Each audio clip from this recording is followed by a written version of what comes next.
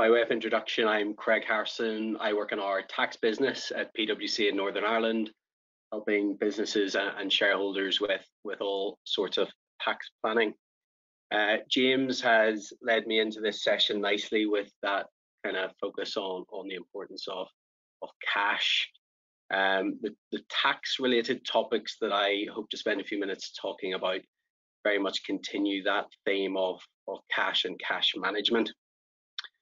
The way I hope to frame this session is to really focus on practical actions that we're seeing our clients taking right now to navigate through these schemes, and we hope you find it useful. I'll begin by talking about the practical aspects of the job retention scheme, mindful that whilst this is still only a 3-week-old scheme, many of you listening will have spent a lot of time looking at this already and may indeed have already moved to put some staff on furlough. So what we're going to spend a bit of time talking about are 3 really important practical questions that I think right now businesses need to be focused on. The first is, what is the furlough amount? So an absolutely critical kind of calculation required to think about the amount that the government are willing to reimburse you. That moves on nicely to the next key question, which is live, which is, what am I going to do with my next payroll? So let's assume you're paying at the end of the month. What does April's payroll look like, and how does that get administered?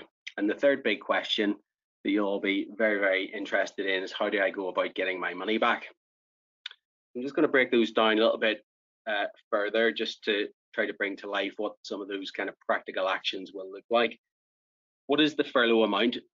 This really depends, the complexity of this will depend on the structure and the nature of your workforce and how you pay them. For salaried workers, this could be quite straightforward because it is simply based on the monthly salary that somebody is on at the end of February 2020. Where, however, the complexity will come in is if you've got a large number of workers who are on variable pay. So people who typically will be on, overtime or commission arrangements, and from one pay period to the next, the amount they receive tends to change. For those people, calculating the furlough amount will be a bit more challenging. It will require a look through to some historic pay information. So at this point, you'll be hoping to have good pay records around, their average monthly pay for the 1920 tax year, or indeed what they got paid for the exact same pay period last year. So it's really important to get a handle on that historic pay information, and hopefully your systems will allow you to do that. We know from the guidance certain adjustments will need to be made to that pay information to knock out certain things, such as non-monetary benefits or discretionary payments that were not contractually obliged to be paid. So these are the fundamental adjustments that you might need to start to make to that pay information. We then, having established those numbers, need to bring into play the job retention scheme piece. Around 80% of that amount is what you will be entitled to claim, limited to £2,500 per month. Okay, so what I'm trying to say there is, different companies with different pay arrangements for their staff may need to, in the next few days and week or so, really get behind the skin of that historic pay information. You can work out your furlough amount. That moves us nicely into the next stage, which is, what are you, the organization, going to put through payroll? Again, assuming you're a monthly payer, that will be the end of April payroll. Again, depending on your situation in terms of when you have furloughed workers, this could be potentially quite complicated, because if you have furloughed a worker partway through a period, you will have to manually come up with a calculation, a blended calculation of what you're anticipating to pay them at the end of the month. So let's assume a week into April, on the 7th or 8th of April, you have decided to put a worker on furlough. At the end of April, you will need to be paying a blended hybrid amount, which will partly take into account their ordinary contractual pay entitlement, and then partly take into account a prorating of the furlough amount just calculated. So again, this is where organizations for the month of April, and you may have already had to do this in March, you're going to have a number of workers on different furlough arrangements. Again, maybe people have been sick and therefore won't be furloughed until they come back. Lots of different nuances to get a handle on for each and every worker. And for each and every worker, you'll need to come up with this very much bespoke calculation of what that April payroll amount might be. And again, this is where there could be a little bit of heavy lifting here, because your payroll system may actually be connected to a centralized HR system. There could be an element of overriding and manual manipulation required in order to administer April's payroll. Payroll should otherwise then be administered as normal, with that blended amount going through and all the appropriate deductions and adjustments being made, with the net amount going to the employee, thankfully, and the tax amounts or pension amounts that you are responsible for having to be paid over to HMRC. At the same time, you're going to be thinking about how you're going to get this money back. The third element of the kind of the practical actions. What we know from, we, like other firms, will be reasonably close to HMRC, and some further guidance has been released this week. We know that you're going to have to access an HMRC portal online in order to claim this money back. We expect that the portal will be open in 10 days' time, so on the 20th of April.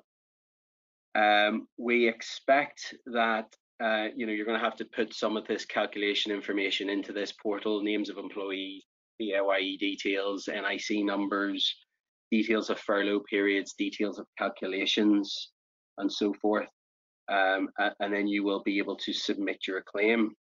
Now, interestingly, it does seem that claims will be able to be submitted in advance of payroll being paid. So if you pay on the 31st of April, if the portal is open on the 20th of April, you may go ahead and it may be possible for you to submit your claim prior to actually making the payroll payment. Having submitted your claim, the next big question will be, when exactly will you see the money come into your bank account? Current commentary that we would be privy to would suggest they are anticipating a quick turnaround of that refund. 4 to 6 days has been mentioned. So this could be a really, from a cash perspective, a really good scheme in terms of how claims and payments are choreographed. As I say, I think there is a lot of work to be done in terms of those calculations, connecting calculations to payroll systems, and then ultimately being ready on the 20th of April to get your information in. But as I say, hopefully that is the way that will work. And in terms of what you do get your refund for, will be your 2.5 grand, say, plus, as clarified earlier this month, you will also get the employer's national insurance that you have had to pay on that, plus your minimum pension contribution, again, that you have had to pay on that. So that is what we're expecting you to be thinking about in terms of the administration of the job retention scheme over the next few weeks. Fourth and fifth on the action plan, if you were to call it that, would be using this time to maybe start to think back about the legal records that you've put in place. We know a lot of companies have rushed to furlough workers. There will be a need to get your legal advice and your ducks in a row in terms of ensuring that you've properly captured the furlough date, the agreements are in place, any exposures are limited. Never going to be too late to get that all in order. And then in terms of claim report, we know HMRC, having maybe already paid your money back, will still retain the right to maybe inquire into that claim and ask some questions. We would expect a claim report, would be a useful document to do, setting out and I guess justifying your eligibility to claim, maybe talking to this severely affected point, and a lot of the cash flow work that James was talking about will no doubt go some way to helping to prove that you were severely affected and therefore eligible. We also know that, you know, when you get through the detail of the revenues guidance, there will be other questions that I think you will need to start to document, particularly around areas such as, you know, if you had any element of government funded, you know, revenue in your business, you know, commenting on whether or not that impacts your ability, and ultimately opining and giving your opinion as to why it doesn't, will be a useful thing to record, as well as other elements around, you know, revenue. Are going to be looking at things like proving that workers did not work during that period of furlough. So I think better to have some contemporaneous record of the basis for your claim than not. Very much then moving into the last final next steps on this. Guidance will keep updating. There was a further amendment yesterday. We'd expect further amendments to come out over the next 10 days before the portal opens. Of course, the big focus will be on what's going to happen on the 31st of May when the scheme is currently due to end. And then, dare I say, you will then need to be thinking about things like workforce planning, returning to work, and things like that. So hopefully, I mean, that gives you a flavour of what we are seeing in practice, and some of that could resonate. I will move on my second slide to talk about some of the other measures which are tax related, which we think companies should be able to take advantage of right now. If the slides will move.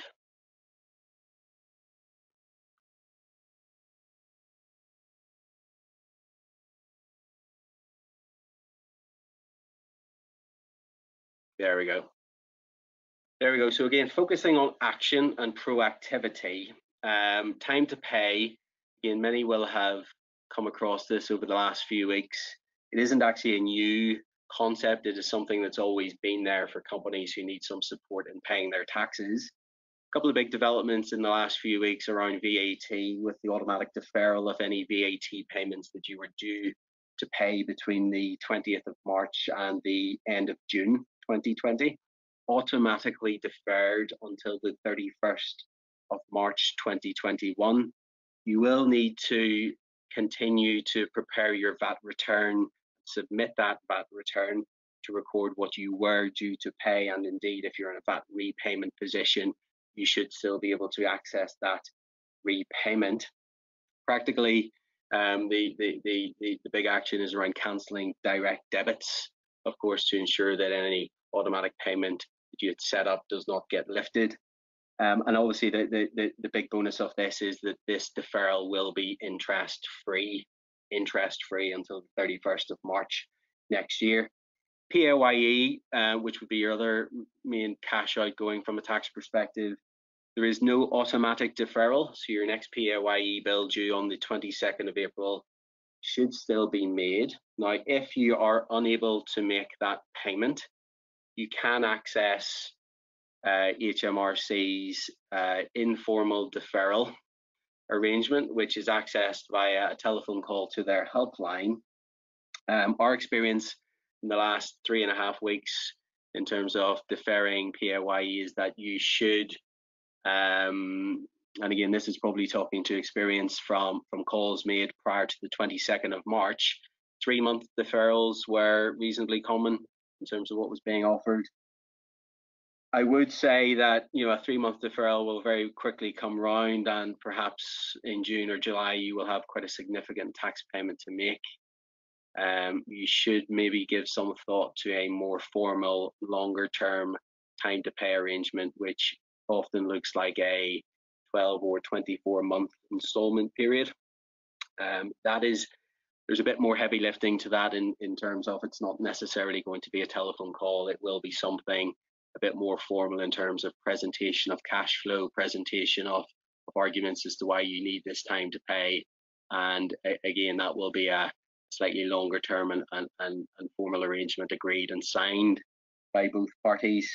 I would say watch that space in case that also develops in line with VAT. A few words around other arrangements. R&D tax relief, again, nothing necessarily new or related to COVID. If you do R&D and you spend money on R&D, consider making an R&D tax relief claim. So this could be in relation to staff costs or even capital expenditure on equipment and buildings. For those that know about the scheme, you will know that this is a scheme which reduces your tax bill. If you've already paid your tax and then you then make a claim, you can obviously get a refund of that tax paid. Loss-making companies also have the advantage of having a tax credit paid to them from HMRC. Now, from a practical perspective, you have 2 years from the end of an accounting period to make a claim. So right now, you can still claim for money spent back in the late end of 2017 or 2018, depending on your accounting period. Now is the time to really think about getting that claim in. We know HMRC, again, we're in close contact. We speak to them regularly. They're expecting an influx of claims. They're putting resources into that team to ensure those claims get turned around. Obviously, other practical measures around, can you submit a claim if you don't have accounts that have signed? What about accounts that are maybe, unsigned because of going concern? We know these are practical issues that all companies are thinking about, and we know HMRC are considering this and might prepare a response. So absolutely, from a proactive and action-based perspective, R&D should be on your list of things to do. And lastly, in terms of list of things to do, the inevitable, tax losses that could arise in this, period that you're in. It's inevitable that some companies will start to suffer an operational loss over the next period. I guess the question is, from a proactivity perspective, what can you do with it? Ordinarily, you might carry it forward and use it at some point in the future. Other companies are thinking about changing accounting periods, perhaps moving a December year end out to June. That will accelerate the period in which you will get the relief for that loss. Speedy submissions of tax returns, perhaps June year ends, again, might increase the speed at which you can maybe access a loss carryback or group relief claim.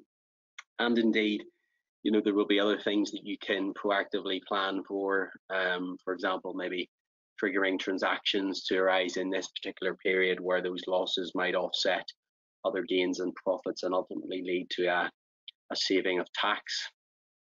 That's just to give you a flavour of some of those sort of topics that should also be considered. Grants and business rates, good money available there, less proactivity perhaps required in terms of the automatic application of those grants and rates reductions. But a cocktail of different measures there, everyone, that I think a good action plan from a tax perspective will cover a lot of those areas. The current big focus is obviously on the job retention scheme, and hopefully we've emphasised the need, I think, to get into the weeds on that right now, to get those calculations and pay records dusted off so that your claims are ready to go in 10 days time, and that there is a cash flow imperative there. I'm going to move on now to I'll pass on to Kara. Kara, if you want to come in at this point and pick up on other elements of funding and loans that are available to businesses.